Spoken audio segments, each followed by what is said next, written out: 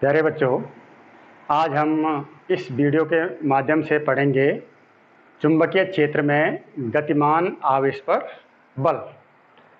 इससे पहले टॉपिक में हमने पढ़ा कि चुंबकीय क्षेत्र में स्थित धारावाही चालक पर लगने वाला बल।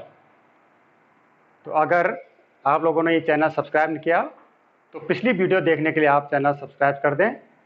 और एक बात और आपसे कहूँ कि मेरी जो वीडियो हैं ये थोड़ा लंबी हो सकती हैं, क्योंकि मैंने इसमें ज़्यादा से ज़्यादा प्रयास समझाने का किया है और कई दैनिक जीवन के उदाहरणों को लेकर किया है।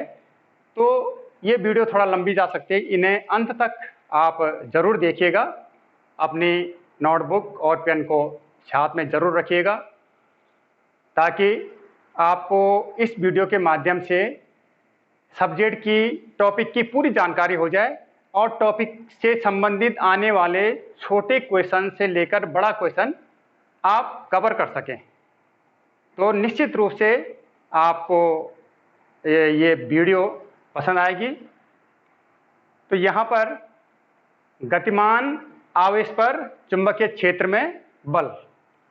तो जैसे मैंने बताया कि इससे पहले वाले टॉपिक में मैंने चुंबकीय क्षेत्र में एक डिमोन्स्ट्रेट करके दिखाया था कि ये चुंबकीय क्षेत्र, मैंने ये यू टाइप का चुंबक बना दिया था, इधर नॉर्थ है इधर साउथ है सपोज, और ये चुंबकीय क्षेत्र है, ये ब्लू लाइन जो है ये लाइन काल्पनिक लाइन है, दिखाई नहीं दे रही है ये लाइन, लेकिन ये चुंबकीय क्षेत्र दिखाने के लिए कि चुंबकीय क्षेत्र है। और इस चुंबकीय क्षेत्र में कोई भी धारावाही चालक रख दिया हमने, चाहे ऐसा रख दिया ऐसे रख दिया, जिसमें कि धारा बह रही है।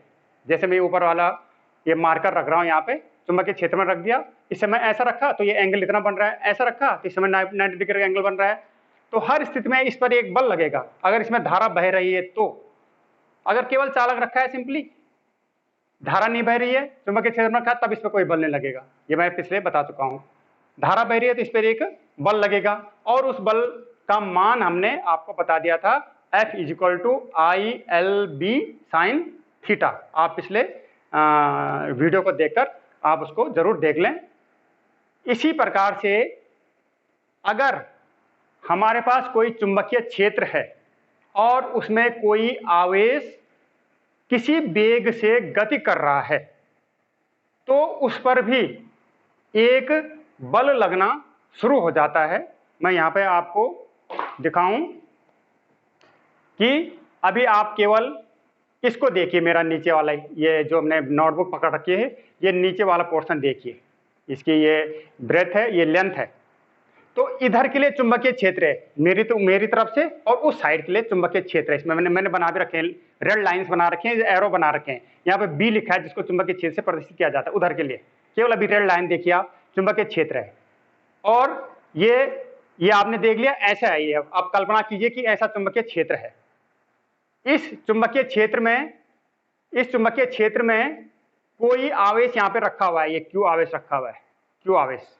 ये मैं अभी इसको भी छोड़ दीजिए, आप इसको मत देखिए, अभी केवल इसको देखिए। यहाँ पे क्यू आवेश रखा हुआ है और ये क्यू आवेश इस डायरेक्शन में, अब इस डायरेक्शन को भी अभी मत देखिए आप, केवल कल्पना आप रेड लाइंस की कीजिए कि चुंबकीय क्षेत्र है और ये क्यू आवेश देखिए आप, धन क्यू आवेश है सपोज, और ये नीली वाली लाइन जो इधर के लिए जा रही है, इस डायरेक्शन में ये v वेग से गति कर रहा है, v वेलोसिटी इसकी गति कर रहा है। तो चुंबकीय क्षेत्र के साथ कितना एंगल बना रहा है ये अंदर वाला, ये थीटा एंगल। अभी बाहर वाले को छोड़ दीजिए, जितना मैं बता रहा हूं उतना ही देखते रहिए आप।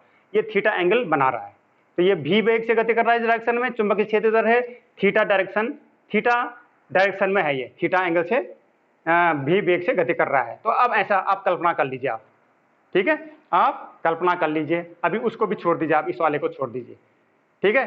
तो इस पर एक बल कार्य करेगा, और वो बल कितना होता है उस बल को बता रहा हूं मैं। मैंने अभी क्या क्या चीजें बताई आपको, इसमें मैंने एक तो बताया कि इधर के लिए चुंबकीय क्षेत्र बी है और यहाँ पे क्यू आवेश है, और ये क्यू आवेश ऐसे गति कर रहा है, मैं यहाँ पे ऐसे दिखाया था आपको। अब इसको ऐसे समझ लीजिएगा हम, और ये एंगल थीटा है, इतना ही बताया मैंने अभी आपको। तो इस क्यू आवेश पर, ये धन आवेश है, तो इस पर एक बल कार्य करेगा, और उस बल का मान होता है F = और ये v वेग से है, तो Q और v और b, और ये थीटा भी है तो साइन थीटा, इतना बल इस पे कार्य करेगा, इतना आप ध्यान दीजिए। और इसी बल को कहते हैं लॉरेंज बल, इसी बल को लॉरेंज बल कहते हैं। इसको सरलता से समझने की कोशिश कीजिए, ज़्यादा कन्फ्यूज होने की ज़रूरत नहीं है, ज़्यादा कॉम्प्लिकेटेड करने की मैं कोशिश नहीं करूँगा, जटिलता लाने की कोशिश नहीं करूँगा, मैं आसान तरीके से बताने की कोशिश कर रहा हूँ। तो ये लॉरेंज बल कहलाएगा, लॉरेंज बल। बस अगर आपका कोई क्वेश्चन आता है कि लॉरेंज बल किसे कहते हैं, आप कहेंगे कि किसी चुंबकीय क्षेत्र बी में कोई धन आवेश चुंबकीय क्षेत्र से थीटा एंगल बनाते हुए भी वेग से गति कर रहा होगा तो उस पर एक बल कार्य करेगा जिसका मान F बराबर Q V B sine theta होगा, इसे लॉरेंज बल कहते हैं। बस यही क्वेश्चन का आंसर हो गया। अब इसको और आगे बताते हैं कि और भी क्वेश्चन आ सकते हैं, इस पर कई क्वेश्चन बन सकते हैं। अब देखिए यहीं पर देखिए, तब बताऊंगा मैं इससे कि यहां पर मैं अगर करता हूं कि if theta is equal to 0, theta अगर 0 है तो F इज इक्वल टू पहले तो साइन थीटा भी 0 हो जाएगा, क्योंकि साइन 0 बराबर 0 होता है, साइन थीटा 0, तो F बराबर ये 0 हो जाएगा, क्यू वी बी इंटू 0 और बराबर 0, F बराबर 0। इस समय कोई बल कार्य नहीं करेगा। किस समय की बात हो रही है? अब ये समझो कि थीटा बराबर 0, मतलब ये जो इधर के लिए गति कर रहा था ये इधर ही के लिए गति कर रहा है। कौन? क्यू आवेश उधर ही बी डायरेक्शन में ही गति कर रहा है, उसी डायरेक्शन में गति कर रहा है, तो थीटा बराबर 0 हो गया। तो अब क्या होगा, इस डायरेक्शन में गति करेगा तो इस पर कोई बल कार्य नहीं करेगा, लॉरेंज बल इस पर कार्य नहीं करेगा, ये सीधे उधर ही गति करता रहेगा। जो रेखीय गति अभी आगे आएगा, ये भी पॉइंट्स आएंगे कि ये इधर ही के लिए गति करता रहेगा, इस पर कोई बल कार्य नहीं करेगा। हाँ, इधर गति कर रहा होगा तो बल कार्य करता इतना, और उसकी दिशा किधर होगी, अभी आते हैं उस बात पे भी कि उसकी दिशा किधर के लिए बल कार्य करेगा। ठीक है, एक बात तो ये हो गई। और दूसरी बात हो गई कि if v is equal to 0, वेग 0 है, इसका वेग 0 है, वेग है ही नहीं, यहीं पर है, चुपचाप खड़ा है, v बराबर 0 चुपचाप रखा हुआ है यहाँ पे, तो उस समय भी देखो F बराबर v यहाँ पे 0 रख दो तो सारा 0 हो जाएगा कि नहीं, v यहाँ पे 0 रख देंगे सारा 0 हो जाएगा, तो तब भी F बराबर 0, तब भी इस पर कोई बल कार्य नहीं करेगा। तो दो कंडीशन आ रही हैं कि जब इस पर कोई बल कार्य नहीं कर रहा है, एक तो वो चुपचाप रखा हुआ है, कोई गति नहीं कर रहा है, चुंबकीय क्षेत्र भी है इधर से इधर के लिए, यहाँ पे हमने एक आवेश रख दिया, खड़ा कर दिया चुपचाप, चाहे ऋण हो चाहे धन हो, तो इस पर कोई बल कार्य नहीं करेगा, कहीं नहीं जाएगा ये। और ये अगर चुंबकीय क्षेत्र की दिशा में गति भी कर रहा है, हमने इधर के लिए गति करवा रहे हैं, तब भी इस पर कोई बल कार्य नहीं करेगा, मतलब ये इधर उधर कहीं डिफ्लेक्ट नहीं होगा, सीधा जाता रहेगा जिधर जा रहा है। दो कंडीशन में इस पर कोई बल कार्य नहीं करेगा। और तीसरी कंडीशन देखिएगा, तीसरी कंडीशन में आने वाले हैं हम, इस चीज को तो हमेशा याद रखिए आप, लॉरेंज बल F is equal to Q V B sine theta, तब भी लॉरेंज बल का क्वेश्चन आता है, आप सिंपली इतना भी लिख देंगे ना, F is equal to Q V B sine theta, इसमें भी आपको नंबर मिल जाएंगे। वैसे तो आपको इतनी चीजें बता दी तो आप कुछ ना कुछ के बारे में लिख सकते हैं। ये तो तीसरी कंडीशन है कि if theta is equal to 90 degree, अब आगे बात हम, theta is equal to 90 degree, तो पहले इसको देख लीजिए, तो F is equal to Q V B sine 90 और बराबर Q V B into sine 90 कितना होता है 1 और बराबर क्यू वी बी, ये मैक्सिमम लॉरेंज बल लगेगा इस समय, क्योंकि साइन 90 का सबसे बड़ा मान 1 होता है, तो इस समय सबसे ज्यादा लॉरेंज बल लगेगा। और अब हम इसकी दिशा भी निकाल सकते हैं, इस समय हम इसकी दिशा, मेन पॉइंट पे आ गए हम, इसकी दिशा, जब इस पे F बराबर मैक्सिमम लॉरेंज बल लगता है उस समय इसकी दिशा हम फ्लेमिंग के बाएं हाथ के नियम से, जो कि मैं आपको पहले बता चुका हूं, निकाल सकते हैं। तो फ्लेमिंग के बाएं हाथ का नियम से, अब देखिए मैं ये किताब बता रहा हूं आपको, ये नोटबुक बता रहा हूं, अब देखो ये मैंने ये बताया था कि चुंबकीय क्षेत्र तर्जनी अपनी बाएं हाथ की तीनों उंगलियों को इस प्रकार से फैला देंगे, तीनों एक दूसरे के लंबवत हों, तो अगर ये तर्जनी हमारी चुंबकीय क्षेत्र की दिशा को बता रही है और ये मध्यमा अगर हमारी, ये मध्यमा क्या बता रही है, धारा के गतिमान आवेश की दिशा को, तो उसमें मैंने बताया कि धारावाही चालक की दिशा को, धारक बहने की दिशा को, तो यहाँ पर गतिमान आवेश की दिशा को बता रही है, V इधर है और B इधर है, ये अब 90 डिग्री हो गया ना ये। अब इस लाइन को देख लीजिए, इसको छोड़ दीजिए, अब थीटा को करते करते करते मैंने 90 पे लाया, थीटा बराबर 90 ले आया, ठीक है, तो ये ऐसा हो गया कि नहीं हो गया, ये ऐसा, इस समय ऐसा, ये देखो चुंबकीय क्षेत्र में तर्जनी, और ये क्या हो गया, गतिमान आवेश की दिशा V, तो मैं ऐसा कर दे रहा हूं, तो बल किधर लग रहा है? अंगूठे की तरफ। ये जो खड़ी नोटबुक का खड़ा पन्ना है, ये एफ भी बना रखा मैंने, तो बल इधर के लिए इस पे लगेगा। ये अब कैसे भी कर दीजिए आप इसको। अब देखिए, ये कौन सा धनावेश है? धनावेश इधर गति कर रहा है, तो जिधर धनावेश गति करता है उधर ही धारा की दिशा होती है। और अगर ये ऋण आवेश होता, तो जिधर ये ऋण आवेश इधर गति कर रहा होता, तब ये नहीं आता। जिधर ऋण आवेश गति करता है उसकी विपरीत दिशा में धारा बहती है। तो मतलब ऋण अगर ये ऋण क्यों होता, तो ये इधर गति कर रहा है, तो मैं उधर बनाऊंगा। ये चुंबकीय क्षेत्र उधर है, तो उसकी दिशा उधर होगी। ऋण आवेश तो गति इधर कर रहा है, लेकिन धन आवेश की दिशा मानी जाएगी हमेशा। तो ऋण जब इधर गति कर रहा है, तो धन उधर कर रहा होगा, तो ये उस समय बल की दिशा नीचे हो जाएगी। ये नोटबुक नीचे के लिए ऐसे घूम जाएगी, उस समय इस प्रकार से होगा। ठीक है, तो इस प्रकार से लॉरेंस बल की दिशा हम उस समय ज्ञात करते हैं जब चुंबकीय क्षेत्र में कोई गतिमान आवेश चुंबकीय क्षेत्र के लंबवत गति कर रहा हो, 90 डिग्री पर गति कर रहा हो, तो उस समय उस पर बल की दिशा ठीक दोनों दिशाओं के लंबवत दिशा में होती है। तो 3 डायमेंशन में ये एक्स दिशा हो गई, ये वाई दिशा होगी, तो ये जेड दिशा में इस पर ये लगेगा, बल लगेगा। अब हम इसके बाद देखते हैं दूसरी इंपॉर्टेंट चीज कि एक समान चुंबकीय क्षेत्र में आवेशित कण की गति देखते हैं कि किधर गति करेगा। बल लग रहा है तो उसको दूसरी तरफ डिफ्लेक्ट हो जाएगा। एक समान चुंबकीय क्षेत्र में गतिमान आवेश पर बल देखा आपने। अब एक समान चुंबकीय क्षेत्र में आवेशित कण की गति, क्षेत्र में आवेशित कण की गति जब बल लगेगा, तो इसका मतलब जरूर डिफ्लेक्शन होगा कहीं ना कहीं। तो ये देखिए कि नंबर 1, जब आवेशित कण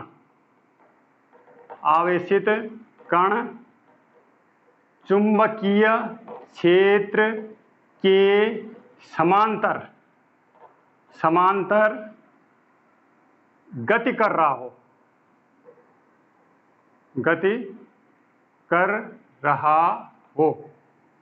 चुंबकीय क्षेत्र के समांतर अगर वो गति क्या चुंबकीय क्षेत्र के समांतर प्रवेश करे, अगर वो चुंबकीय क्षेत्र में प्रवेश करे,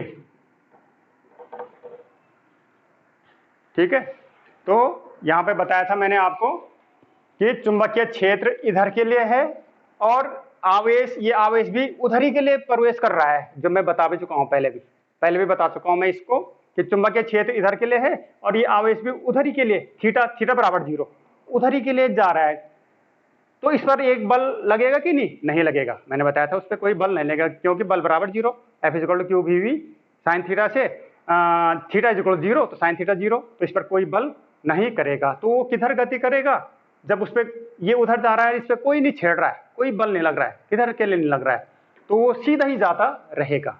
ठीक है, तो समांतर प्रवेश करे इस समय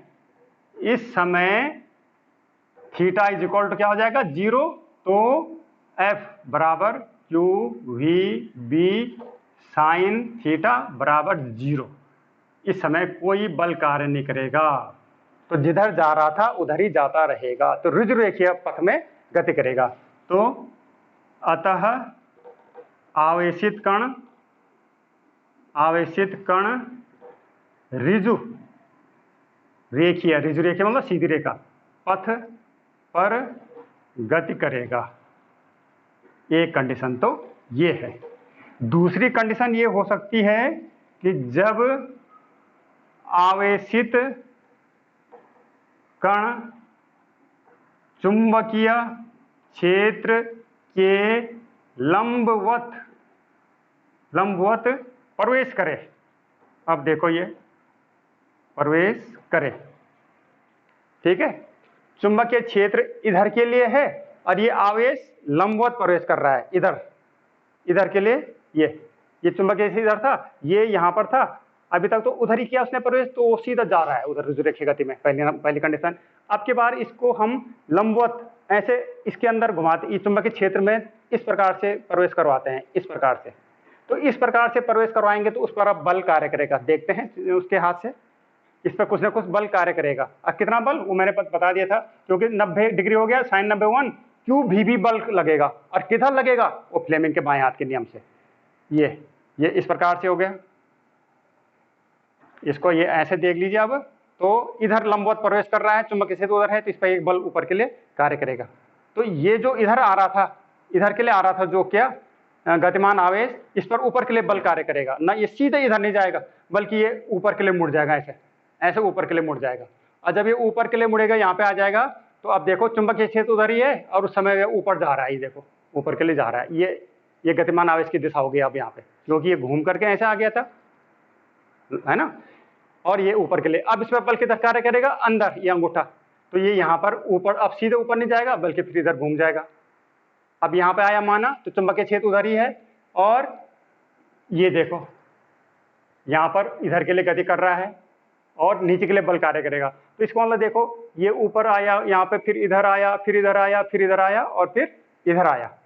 तो यहाँ पर ये वृत्तीय मार्ग में गति करना शुरू कर देगा फ्लेमिंग के बाएं हाथ के नियम से। आप अपना बायां हाथ की तीनों उंगलियां खोल करके इस प्रकार देख सकते हैं, समझ सकते हैं, कल्पना कर सकते हैं कि ऐसा हो रहा होगा। तो जब भी वो 90 डिग्री पर प्रवेश करता है चुंबकीय क्षेत्र में, तो उसके अंदर, चुंबकीय क्षेत्र के अंदर वृत्तीय मार्ग में घूमने लगता है। मैंने यहाँ पे बना रखा है, ये देखो, ये चुंबकीय क्षेत्र मैंने क्रॉस बना रखे, क्रॉस लाइन है, क्रॉस लिखा हुआ है। तो इसका मतलब चुंबकीय क्षेत्र मेरे हाथ से अंदर की ओर है, ये ब्लैक बोर्ड में अंदर की ओर है, जिधर मेरी नोक है, ये मार करके नोक अंदर के लिए, इधर नॉर्थ होगा, उधर साउथ होगा। चुंबकीय क्षेत्र ऐसा है, यहाँ पर ऐसे प्रवेश कर रहा है कोई, देखो लंबवत प्रवेश कर रहा है, ये लंबवत प्रवेश कर रहा है। कौन? कोई गतिमान आवेश लंबवत प्रवेश कर रहा है, ये वेग है उसका, भी वेग इधर प्रवेश कर रहा है।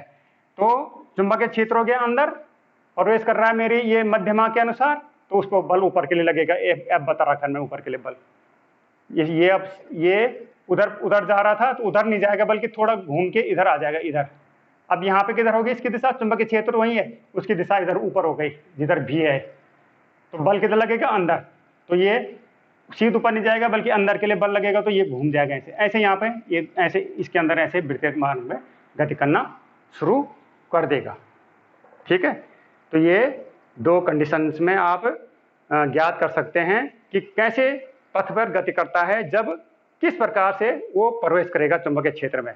तो जो चीजें मैंने आपको बताई, थोड़ा लंबा जरूर हो गया है, लेकिन इसके अंदर आपको बहुत सारे एक नंबर के क्वेश्चन मिल जाएंगे आराम से। और बड़ा क्वेश्चन करना हो तो बड़ा नंबर का क्वेश्चन भी आपको आराम से मिल जाएगा। तो आपको पेशेंस रखना है, थोड़ा वीडियो को पूरा देखना है, समय जरूर लगेगा, लेकिन आपके लिए बड़ा फायदेमंद होगा। तो मैं पुनः कह रहा हूँ कि जिन छात्रों ने ये चैनल सब्सक्राइब नहीं किया, तो मैंने पिछले कई वीडियो डाले हैं जो ऐसे टॉपिकों से कनेक्टेड हैं, एक दूसरे से कनेक्टेड हैं, तो आपको समझने में आसानी होगी। धन्यवाद।